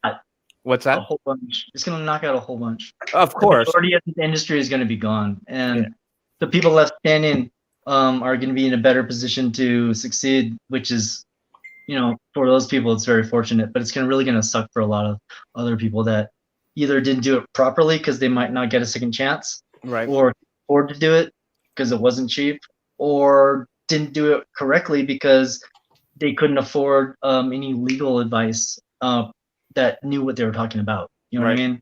Because Facebook doesn't count. Right. Yeah. Well, because I was also thinking about, like, what if bans affect us, and they say, well, you can still vape, but you can only have like tobacco flavors. I mean, do you foresee your business being able to survive with only that? I have almost bulletproof plan B. Yeah. And where ultimately what's going to end up happening, without disclosing too much. Yeah. Do you want to mute it and I'll tell you guys? But or are you going to just tell it after the show? Yeah, is there a vanilla way without disclosing to? I mean, I don't want you to give away what you're going to do. I guess what I'm saying. Essentially, it's going to become a DIY shop. Yeah. Sense. You know what I mean? Where you can imagine you have a bunch of racks that hold bottles of liquid, right? Yeah. And instead of having it be pre-mixed, having it be fucking essentials. and then you just bring it into another. Well, I guess I can fucking say it, dude. I've told enough people before. It's not really a big deal. I'm just gonna call it VaperGate. And so we're gonna throw in some muffin fucking counters and just have a bunch of flavoring, and that's literally cooking flavoring. It's cooking flavoring made for flavoring like doughs and batters and stuff like that. Well, and flavor art. Yeah, flavor art. In Italy, that's what that whole company's about. It's for restaurants. All the original companies like Capella and TFA and Laurent and all those guys, all the OG flavor companies, they're for culinary purposes. And so we're going to become a bakery shop and just sell a ton of flavoring. And then there'll be like, I have a bunch of really neat ideas that actually make it cool instead of like, okay, sweet, I get my flavoring. But it's still viable, and it's not going to be nearly as fun, but it might bring back more of the rebuildable scene. That should be super damn cool to me. You know what I mean? Right? Some of those flavoring companies have actually come out with their own devices. Really? Who? I think Flavor Art came out with their. Was it Flavor Art that came out with their own device? Is it good? I don't know if it's good, but they jumped on the bandwagon. I mean, I'm not doubting it, but it's sort of like if someone asked me to. I think it's risky for them to jump into our market. It is, and especially if they fuck up. Then it hurts them on both ends. It's not just one thing. You know what I mean? I have risk to venture out into something different. So. I think because I think for me as a consumer primarily, because I'm not in the industry at all, is that not only do you worry about what your own options are going to be, even if I've got under the table ways to go, because I know a lot of people now. I've been around long enough to do that, but I worry about the community in general, like all the people that had these avenues before and these local shops or these great places to get what they want, and then all of a sudden it's going to be gone. And will they still have angles? Will they still be able to go find it on the commercial side of things versus a guy with his trunk open, or some seedy guy with a short of that, or the simplified answer, I guess you want to say it, is in an area where there's a VaperGate retail store, you'll have everything that you'll need to continue to acquire really like delicious juice. There you go. And as far as hardware goes, that's maybe a different story, but it's something that you can incorporate in a really odd way. Which I mean, let's get real, dude. What did they make toaster heating elements out of? It's out of Canthal, right? So when a bakery shop, you gotta have like fucking maintenance supplies. I don't know, right? But as far as the liquid goes, anyone near a VaperGate store, if things go really south, will not be left wanting for liquid, which is great. Right. But, as far as hardware goes, man, that is very much a different story. Which I think control China. You can't control China. In a really screwed up way, I think it would be really cool because it would bring back the rebuildable scene. Yeah, it would. Well, I don't want to feel like the post-apocalyptic vape world, where people are vaping out of fucking dead human skulls and shit. But you're right, though. I mean, that you bring up a very valid point. Is that it? And it's a parallel that I like to use a lot of the time because I don't do it much anymore because there's all these more convenient ways to do things. But I remember way back in the day, I was, I'm kind of a nerdy guy and I was trying to make the decision whether I wanted to be like the solo dungeon dweller coder kind of guy or whether I wanted to go the hardware route. And so I started taking classes on, doing HTML and JavaScript and all that other stuff. And it was still around that time, there was an influx of people like, oh, I'm a web designer. And it's like, and all they were doing was they had front page and they were just friggin' dragging and dropping shit and, and selling off websites. And I'm like, Yeah, that's but like I mean, someone of hype juice in that industry, right? right, well, the parallel is this: is that I'm like that's great, but I'm like, what happens if that shit breaks? You kind of need to know HTML and JavaScript if you need to fix code or tweak things that front page can't. So I say the same thing about the vape industry. I mean, it's great that we've got all these front page devices that kind of make everything so convenient and easy, but it's going to take it back down to that base level. And that's why I think educating yourself on the building side of things, it may not be making complex coils like aliens or Fralians or speech right here. You know what I mean? just some standard straight fucking wire, just so you can get a coil and get it in a device. I mean, it would not hurt you in the least to at least learn it. It's a completely valid point, and it's a good idea. And I wish people would take that attitude more. But most people just don't want to be bothered, or they're too lazy, or if the easy route is already available, they're not preparing for like if this goes south because no one wants it to. But man, if it does, that would suck. Yeah. I mean, I could have went into just buying pre-made coils, but man, I simply enjoyed making my coils. And for me, like I always talk about it, man, that was a big part of my night when I was really wanted that cigarette, and I would build 20, 30 coils, and I just kept throwing them in jars, Okay, I checked the ohms. I would check the ohms, and then okay, that one goes in here, this one goes in there, and I just go all night, and it helped me, for one, not vape 40 mils of juice in a day, because that's at home. When you're at home, I mean, it's easy to do that. And for me to get, I don't even do 10. I do maybe 10 or 12. I probably vape the most on Wednesday night during this show, but during the day, I probably do no more than 10, maybe max 12 mils of juice a day. I really don't vape as much as I used to, man. Like I used to be a fucking chimney. And of a number of times I take a vape, the consumption of vapor of liquid that I would use to produce that ridiculous, tremendous cloud that I was super into at the time. You're blazing through 30 easy. Sometimes I hit like 60 and be like, God damn, dude. I'm glad I'm not. You know what I mean? Because that's an absurd amount of product, man. So I think a lot of people are actually happy to almost move towards these other devices that just don't chew through juice like that. Yeah. Although there's always going to be those people. I mean, I'm at heart still one of them that wants to whip out like my old Fat Boy and just build like some stupid quad build or something that just like produces like you can't see through it when you walk through it type vape. You know what I mean? It's good stuff. Yeah. Well, the TFV 16 people can relate. Yeah. Those things drink some juice. All right, I'm done. I asked my question.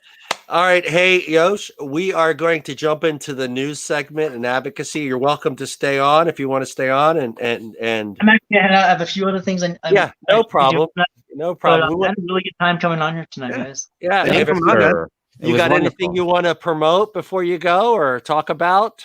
I just want people to know that not only have we submitted properly all our legal submissions for the FDA, we're in queue to get back our acknowledgement of our legal advisors and everyone that put this package together with us. The ones that have submitted that they've done that was earlier than us, they have already gotten back acceptances. So nice. I have no doubt we're going to get it. It's just like right now they're inundated with so many submissions, and a lot of people were kind of foolish and made it tough for the FDA. You know what I mean? I'm going to ship a pallet of printed out paper, or I'm going to send it all in 32 megabytes flash drives. Flash drives. You know what I mean? And are you trying to get them to hate you? What are you doing? Hey, they're looking for people. They're looking to hire people. They got so many. When the FDA puts out an ad looking for people to come help them with all the inundated that they all these. It's great that they got so many. It really sends a positive message. But maybe that they weren't prepared for. Yeah. It did. But, we got everything together. We still have our ISO 7. We are not. I'm not planning on going anywhere. I'm in the process right now of finishing or building out our 4th retail location. Awesome. And in the next month, I'm going to be acquiring a 5th. Wow. Nice. And Awesome. it's I feel kind of weird doing it throughout the whole pandemic and stuff like that. Right. You know, as anyone in this industry knows, especially on the retail side, vape is almost like a social utility. People aren't going to give it up. You know what I mean? So Right. like, you know, they won't go out and eat as much, but you know, damn it, if I'm not going to get my like 30 mil every 3 days, you know what I mean? Yeah. And so we fortunately as an industry have a very unique safety blanket built in. You know what I mean? And if you were fortunate enough to still be around, then I think you're still going to end up being around unless something really bad goes down in locally for you. But yeah, we're not going anywhere, so I'm really pleased to be able to say that. Yeah. And I'm not gonna lie, I got some new stuff coming out. Yeah. So whether it's, I mean, you can't. I mean, the And we're hardware glad you stuff. showed us a new device. That was awesome. First I'm look, just gonna first look, definitely- baby. I have 2 really nifty RDAs that we're gonna do, and I might do an unusual sort of this style type device also. Nice. Cool. Nice. But I'm an RDA guy, and Yeah. so I'm still going to be making really dumb niche stuff. You know, instead just gonna make like maybe a run of like 500, and it's gonna be small enough where it's not gonna make a big splash, but it still will keep these people that like that sort of stuff Right. looking forward to it, and being able to make something fun. And I still have industry because there's no fun in this fucking industry anymore. Yeah, bring some innovation and style back into the industry because everything's gotten kind of plain looking and you know the same airflows, same patterns, same colors, same designs. Yeah, Well, it's nice to see some change and difference. These things that I have on deck, you're gonna. I mean, yeah, you're gonna be like, Yeah, he's like, yeah. you're gonna be like, that's neat. I want to Yeah. try it. You know, even if you're not going to use it, you're still gonna be thinking that as a vapor. You know what I mean? Yeah. And so that's the kind of stuff I like, where it just sort of creates interest and is fun. Because if I released a same one of these again, that's stupid. I wouldn't be able to compete with these big monsters that are out there. So I'm gonna make something really off the wall and cool and somewhat useless because it might be, I don't know, like a 42 millimeter monster. Yeah. What kind of idiot does that? But yeah, like that, you know, that's VaperGate as a whole, you know. Yeah. Grew up Well, we thank you. We thank and you. I make really dumb pieces of hardware. You know what I mean? Yeah. Yeah. Well, we thank you for coming on and letting us get to know a little bit more about you, and we appreciate you taking the time coming on here. And you're always welcome back. Anytime you got something going on, you want to come back on, let Brian know, and we'll get you back on. Absolutely. Thanks for having me, guys. All right, thank you, Yosh. How do I tune out of this thing now? Leave studio button. I think there's a big, on the very bottom. on the bottom. Do you see a thing that says leave studio? Oh god. Craziness. See you guys later. See ya. All right, we got some news with Mr. Tim, and let me give Tim his intro.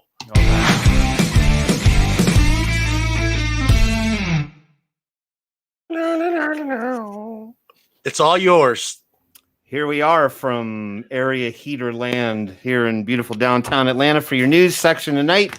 Got a few articles for you. I was given a special request to start with one, so we're flipping everything on its lid this evening. Rather than start with the 2 talk about articles, we're going to start with the advocacy one. Not so much an advocacy element in the sense that there's a call to action on deck or you know, people are in a reactive mode, but this is more about potential preparation for advocacy as we move forward into 2021. Right? We are. I had to remember what year we were in. It's crazy that we say that number, huh, Tim? It truly is. Hold on, I'm going to bring up this article right here.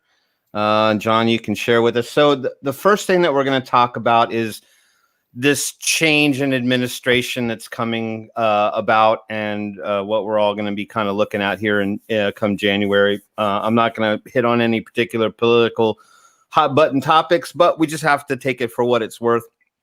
And I felt it was important to talk about this because one thing that is oft mentioned is Biden's general consensus and opinion about vaping, and that he was quote unquote going to follow the science, but he did sort of leak out that he's really not a fan of it, and he was going to effectively halt sales and take these things off the shelf in lieu of this science that is going to help direct him down the line. However, he is now starting to install his cabinet, and he's picking members to run his department. So it's like any football team, when a new head coach comes around, tends to fire everybody else and bring in his old cronies, and that's effectively kind of what we're seeing happen. So if people weren't paying attention or haven't been watching the news like myself, because at this point the news is atrocious. I can't stand to watch it anymore. He did announce his pick for the Human and Health Services branch of government, and he has selected, I believe this guy he's the AG of California currently right now. He's the Attorney General, and his name is Javier Becerra. He is a 12-term Democrat senator. So he's been in government for quite some time, and those could end up being some of our hardest people to fight, because they've got the experience. We don't have term limits going on right now. But as I stated, currently he's the California AG, and he would be the first Latino candidate to head up the Department of Health and Human Services. Now, what's interesting with him primarily is that he doesn't really necessarily fall into the medical profession, right? So he's going to be running this department, and he is effectively a lawyer, right? So his background is more in criminal justice and immigration and tax policy. So he doesn't really have the clout to be someone who comes from a medical background. So we don't know what sources he's going to use, but you can bet that he's going to be tied into the FDA rather tightly, because as it were, the FDA essentially puts out, I mean, they're in charge of the tobacco regulation and stuff like that, but they're going to help to give him fodder or information so that the Health and Human Services can develop executive policy regarding those health regulations that they want to install. So if the FDA says it's killing our kids, the kids are all addicted to nicotine, and everyone's getting popcorn lung, and we're all everyone's gonna die prematurely from vaping, and he hears that, then he's going to be the one who essentially now will override or now take the place of Azar, right? Because we all know who Azar is. He's the one who kind of was the one who promised the changes in the PMTA guidelines, and that never came. So we can pretty much telegraph what we might be looking at.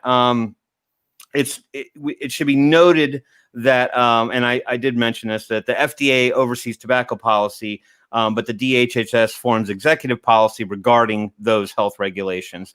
Both Becerra and Biden have a negative view of vaping in the industry, and they tend to echo the same points that a lot of other politicians do, and that it's about protecting the kids. It's the kids were targeted.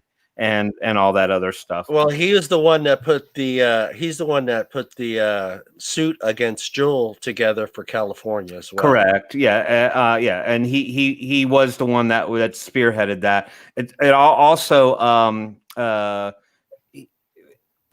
as well as the Juul thing, he also has worked on other anti-vaping initiatives, including one from LA City.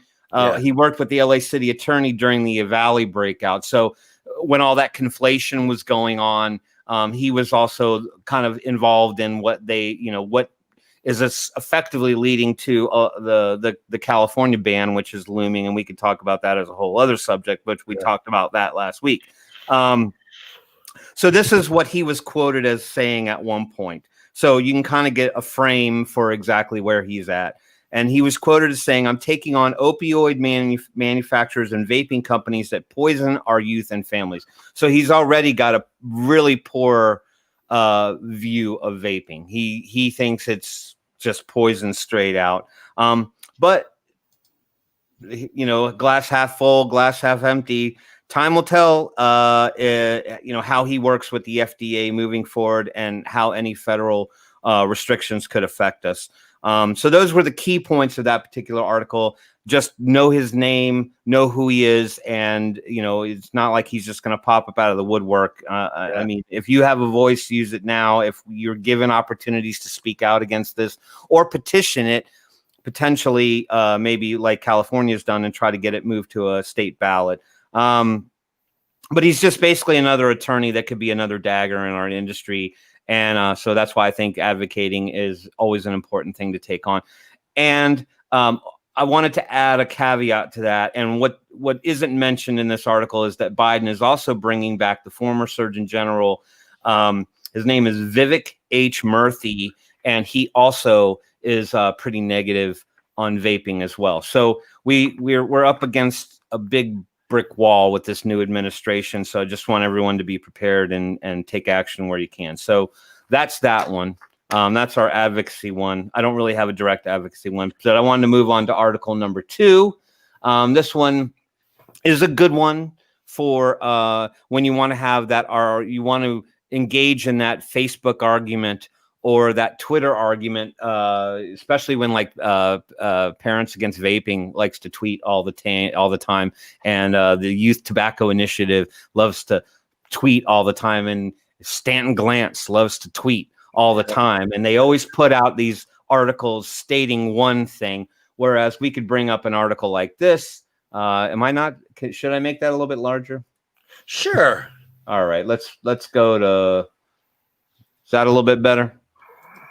All right, so I wanted to talk a little bit about this particular article. And again, a big thanks goes out to Bill Tarling, who's in the comments right now. He runs this wonderful page. He has a public page that you can get on called Vape Distortion. And he posts a lot of very valuable articles, both the anti stuff and the positive stuff. But if you're interested in digging into news about vaping, and if you enjoy me delivering the news for you every week, I'll be happy to keep doing it. And that's one of the resources I'm going to use among many others. But Bill shares a lot of really valuable information. I won't go into all his tactics. He's explained it to me, but trust that he gets it from reliable sources. So what he puts on his page is not just him retweeting stuff that he saw on Twitter all day long. He does dig into the background there.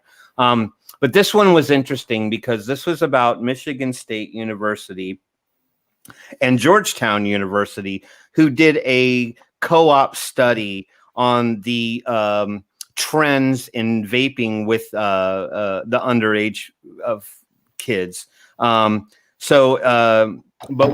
what they the baseline statement is that despite increases in e-cigarette use by adolescents, the study by MSU and Georgetown University shows a more rapid decline of cigarette and smokeless tobacco usage by teens between the years of 2012 to 2019 than in previous years. So their study did extend a little bit longer than 2012 to 2019, but they really wanted to look at the trends between past 30-day and daily usage by adolescents.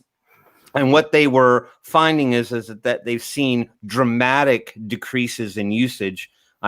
This great picture here. You want to look at a picture and some words.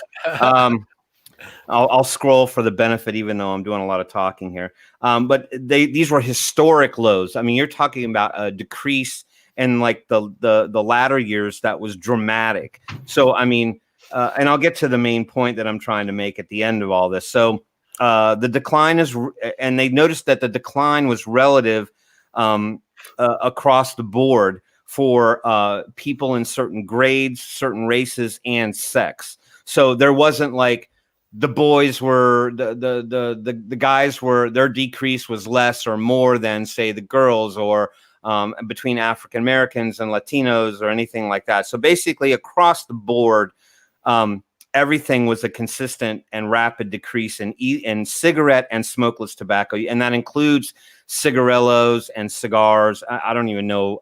Does anyone know a kid that smokes cigars? I think that's mostly 45, 50-year-olds with a glass of Cavassier. But some cigarillos. Yes, that the flavored cigarillos, like the grape and all that stuff that you see, and we kind of know what they put in that anyway. It's not e-liquid. I'm just saying. So the goal was to study and to understand the long-term and recent trends in cigarette smoking and smokeless tobacco products by grade 8th, 10th, and 12th graders, including the genders and race. And I have an old bullet point here from last week, and I'm like, this has had nothing to do with the article anyway. But they referenced data from a yearly survey that has come out, and they looked at that survey data from the years from 1991 all the way up to 2019. So they went way back in the rack to really kind of look at data and those trends across the board. And so I'll read off some numbers, but I thought I like articles that have visuals, right? So, I mean, we can kind of see the graphs that they were looking at, and you can see it runs from 1990 up to 2020, but they were between 1991 and 2019. And while there were some spikes leading up to prior to the 2000s, you can see that there was sort of a gradual decline, and then they really started to drop off. They don't necessarily. Oh, this is 8th graders, right? So here's your 8th grade line. Here is your 10th grade line, and here is your 12th grade line. Now this one. 30 days smoking, you see that there was a bit of a spike there with the 8th graders. I don't know what the heck they're getting. maybe that was girl. Well, that's girls in the past 30 days smoking. So that doesn't mean they smoked all 30 days. That could just be them trying it once. Yeah. So at any rate, there's some numbers that are tied into the article that says for daily smoking, these are kids that smoke daily. They saw an annual increase of 4.9% annually among 12th grade boys between the years of 91 and 98. Now, mind you, vaping wasn't really on the radar at that point. Right. So we're talking about kids primarily just using tobacco products. So chews, dips, cigarillos, cigarettes, whatever. So there was an increase, and that would be explained by these particular climbs in the graph right there. But then beyond 98, they saw annual declines of 6% from the years 98 to 2006. And I want to say, if vaping's been around, 13 years? How many years? But somewhere between 10 and 12 years. 10 and 12, yeah. As far as like something that was more, if we want to use the term mainstream. So I don't want to say it was in the hands of the kids during that time period. So again, there's no reflection of vaping on that decline, meaning kids are picking up vaping, so they're smoking less. I'm just saying that there was they saw a steady decline between those years. And then a little bit slower, and then only a 1.6% decline from the years 2006 to 2012, that's when I'd say vaping really kind of started to kind of hit the market. I would say, as far as I'm concerned, I probably got more involved in 2013. So, that's when the blues started coming around and some of that other stuff. But between the years of 2012 and 2019, and this is a dramatic number, there was a 17% annual decrease, resulting in an overall 2% usage by 12th graders. So between the years of 2012 and 2019, all those years, which are outlined in this slide here, there was a massive decrease of 17% each and every year in tobacco usage, which are dramatic numbers. And so they're encouraged by these numbers. And they said that this very similar results were observed for both boys and girls in all grades, and for both African Americans. And I wrote WT. I'm going to say that means white teenagers. There was another graph here. So they went into a white adolescence. I put the wrong letter. I should have put WA, not WT. So white adolescents and African American adolescents all had very similar results, right? So it's across. So that's what they meant by across the board. And so they said the only one that had some variability that was a little bit off or a little bit different was smokeless tobacco. through 2012. But then after about 2012, even the declines were there for chews, dips, the little packet pouches and all that stuff that you could get. So the leading researcher highlighted that while there is a concern on the uptick of e-cigarette use in general, the related theory is it will lead to an increase in combustible and smokeless tobacco use. The study results are contrasting to that theory, and tobacco usage trends have in fact accelerated. So what does all that mean? Well, I think it kind of effectively debunks the e-cigarette gateway for youth usage. So we're not seeing a trend where kids are vaping more and smoking less, but we're also seeing a decline in the fact that the kids that are vaping are certainly not running back to tobacco. Right. They're not picking it up and they're not smoking cigarettes. They're not using dips and chews. Smoking is just not popular with kids. And again, I noted that nothing in the study is there to show that e-cigarette use in teens is immediately relative to the declines in combustible tobacco. So if you want to have that argument, use this study and say, that's BS. The kids are not going to pick up smoking. They're not showing that they're going to go to smoking because of vaping. Now, you can try to keep the kids away from vaping. That doesn't mean that they're going to go back to smoking, because while they can still get their hands on it, they're definitely not transitioning to smoking, even if they are vaping. So helpful article for really good arguments on Facebook and Twitter. So there's always those. There's never a shortage of good arguments. All right. And then the last article, we're getting close to running out of time. I wanted to bring this one up because we're always, as vapers, we talk about having the conversation with our friends and our family, or how do we start the conversation with people who are interested in getting started in vaping when they're just inundated with all kinds of social media and news articles and things that kind of paint a pretty bad picture of vaping right now. And a lot of that's disinformation or misinformation or bunk studies and things like that, because we all hear people go, oh, you're going to get popcorn lung. So no, you're not going to get popcorn lung. As a matter of fact, I don't think there's one case of a smoker or a vapor ever getting tobacco lung. Tobacco lung. Tobacco lung, popcorn lung. So if you want to talk about diacetyl, we can talk about that too. But I just thought this was a helpful website that you could potentially direct people to if you don't have the time to explain it and they want to do some of their own research. It's a cool little website. It's very cleanly run. It's very simple, and I'll walk you through some of it just so you can see, so you can back up my statement. It's a website called Vape Explained, right? And it was created by a company called Nicco Ventures Trading Limited. And it was designed simply to offer general information about vaping to people who want to know more. So your parents who might be a little naive or don't know much about it, or a family member, or someone who wants to know more about it, has no clue, or someone who wants to take up vaping as a tobacco harm reduction method, they can go here and then they can look at all the major topic headlines. So the site's helpful to adults who wish to consider vaping as a method of THR and seek more information to make educated choices about vaping as an alternative. I noted personally that it was a rather concise website. It's not overly bloated. Providing basic information about vaping. It's just basically to the point. Let's just, like, you have a question, you want this question, is vaping safe? And then they kind of give, their general opinion about that. And so there's like 5 major sections on the website. So when you go in, you'll see that it's neatly organized here. So you can go to any one of the sections all about vaping, and it just basically answers basic questions. So people, they don't even understand what the device does, right, or how they work. So they can click on this particular section, and then basically gives you the 1, 2, 3s.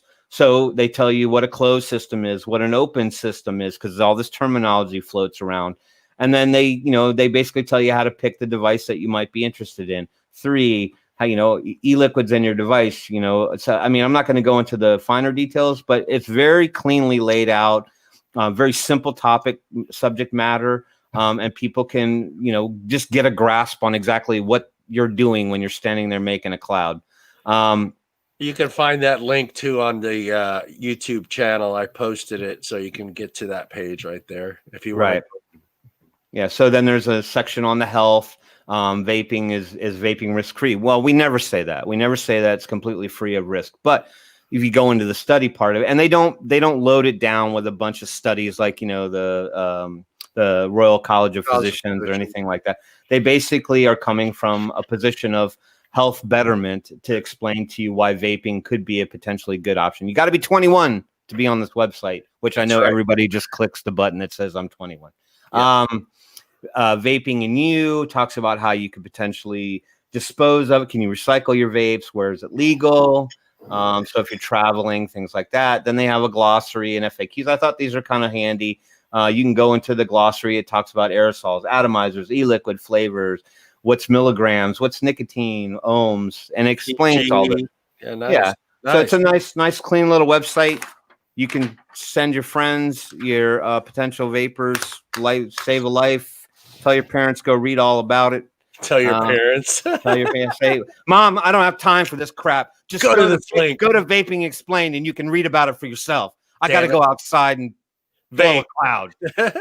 Leave me alone. Anyway. So what kid in 2020 is going outside? Really? Well, in San Francisco, you won't be able to stay inside. Just pointing that out. Can you guys hear me still? You can still hear me? Okay, you sound good. You sound perfect. Thank you for the news and advocacy, Tim. You're welcome, sir. Always good to get some information, and all the links to all the articles Tim has just mentioned will be posted on the ZampleBox page and on the YouTube channel. So if you guys want to find those articles, you can find those links there on both sites. I'm going to do a quick unboxing here because we are already at the 2-hour mark here. So let me, I'm going to just do my month box. Ba-da-ba-da. Let's see. There she is. There's the box. Hey, somebody say it. Come on. What's in the box, John? What's in the box? All right. There we go. This is my December box. And I'll go through it real quick. What's in there? You got the Join the Lounge. Everybody that is a ZampleBox member should be in the lounge. It's a great place. That's where all of us are. Tim, Tom, Brian. Oh, look, we got the Christmas sticker, guys. Did you guys get that one already? You know what? I haven't gotten the box. I have my box, and I think I got those same stickers. And you got another Happy Holidays sticker. Got your ratings card. We need to use these guys. And I'll say it. Tag ZampleBox. Tag the Eliquid. Tag your mother. I know that doesn't sound good. Happy Holidays from ZampleBox. A little holiday card there. We got our ZampleBox menu. Let me see how this... and that's my tasting menu for this month. And I'll go through it real slow there. And here is my box. Can you guys see those labels good enough? And I forgot I ordered all that mucho, and I still got more mucho in my box. I got mixed berries from mucho, grape from fresh grapes, from Gorilla Fruits, mango ice from Gorilla Fruits, House Lines favorites from I don't know who that is. Vista, California. Sour Power from 1UP. Everybody loves that one. Strawberry Lemonade from House Lines. Also Blueberry Lemon from Juice Heads. That was recommended from Tom. Tom recommended that one to me, and I jumped on it. Guava from I think the guava is from it's Mucho is the name of the line. What is the exact name of the line? Is it Mucho, Brian, or is it it is Neighborhood E-Liquid. It's like a secondary part. It's kind of like a Gatorade from Pepsi or Gatorade from Coke type thing, where it's their like secondary line. So it's still Neighborhood is the name of the company, and it's just a sub. Their Mucho line of Neighborhood. Yeah, Sour Belt Ice. I got that from 1UP Vapor. Strawberry Banana Apple from House Lines. Wild Cherry. That was my monthly box, and I'm glad I got a good box. I didn't pick any of the flavors, so everything was picked for me from ZampleBox, and they nailed it. I'm really into fruits, so that's what I got in my box. You like ice fruits, right? I like ice. I love menthol stuff. So I've been I have kind of 2 things for you to try when you have a chance. yeah. We'll have to get a look at that. Let me switch screens here. Back onto our other screen there. Get that out of there. Come on, camera. There I am. There You were in slow motion there for a minute. I was there. Now, how do I bring you guys back? I don't know. I know. I almost clicked remove from screen. That would have been horrible, huh, guys? You would have kicked us all out. Here's I have that one. from the ZampleBox. Oh, It's yeah. Devil's Punch Bowl ice. That's pretty good. Oh, that looks good. Got the California bear on there. And the other one is Mango freeze. Is that mango freeze? Yeah, that's a good one right there. Yeah, that's a good. That's a good one. Radio. Yeah. Yeah, radio. Is that the salt or that? Yep, salts. Yeah, it's the salt lines. Yeah. Yep. I would imagine they would taste even better non-salt. Yeah, I'll have to But try. mine are only 25 milligrams, so it's not like huge. So yeah. Yeah, 25s is about where I'm at, pretty much. So it's pretty good. On my salts and stuff like that. All right, guys. I feel so short. We're so done. Why are you feeling short? No, I don't know. I just feel sunk down. Maybe because of the Kasab banner. It's the Kasab banner. There you are. There you go. There's your whole You body. just got 4 inches taller. It's great. Yeah. Well, let's do our goodbyes. So let's start with Tommy Boy down there at the bottom. Go ahead, Tom. It's like the 3rd or 4th time in a row you've started with me. So he's giving you a hint. Don't start with him next week. Okay. Pretty much, yeah. You got it. I want to thank Yosh for taking time out of his schedule to be here. Thank everybody in chat. And I'll see you guys next week. See ya. You will be with us next week? Yes. All right. Good man. Good man. All right, Brian, you're up. Just want to thank everyone for watching the show, tuning in, just like every week, same time, same channel. Can't say the other word. Yeah, it was a great pleasure having Yosh on. Absolute hoot to be with. Thank everyone else for contributing, and yeah, thanks for tuning in, joining the show. Oh, wait, the other way. Yeah, the screen flip thing throws me off too. I'm like, just use both hands and you're covered. There you go. Actually, point down, like whatever. Anyhow, we just want to say big thanks to Yosh for coming on the show.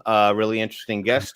Wish him and VaperGate nothing but success here on out, and rest beyond that as we settle in and get ready for the holidays.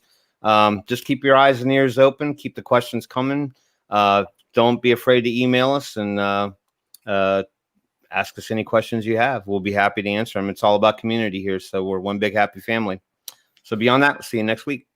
Yeah, thank you, Tim. Yeah, I want to thank Yosh for coming on tonight. It was great to get to know him a little better and see what kind of guy he is. And I